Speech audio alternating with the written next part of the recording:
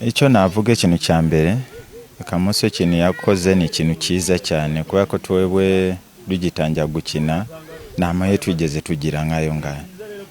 twenyine tuyikoreshaga ugasanga none ikipe yakubonye ikagukunda ikakujyana kuri okinjya muri football ariko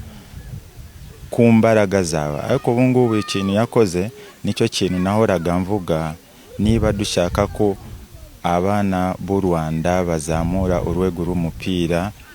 ntago ari kuvuga ngo okwasohose uko nabivugaga bagomba gusohoka ariko ntago ari gusohoka gusa ngo uyu nguyu ugiye akazamura urwego rwe akagaruka akarangiza kuri ya nibyo yigeze yiga hariya.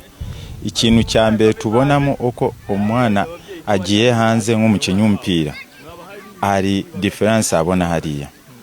niyo mpamvu ubona niba igihe bagarutse mu Rwanda bahita bashyiraho iki ama academy kubera iki umuntu ukina mu Rwanda biragoye gutangira academy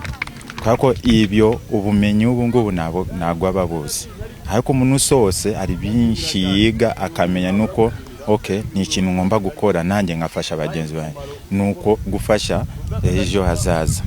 ni ikintu cyiza cyane naye narabyishimiye yaramamagaye kajya mbwira ukwezi gutaha nzasubira mu Rwanda nibora ntago nari mari n'ubundi amubwira ko nimba mari tuzaganira turebe ukuntu tujya kureba abana kubera ko nanjye nibyo bintu nkunda cyane kureba yuko twazamura urwego rw'abana bakiri bato kugira ngo ejo bundi hazaza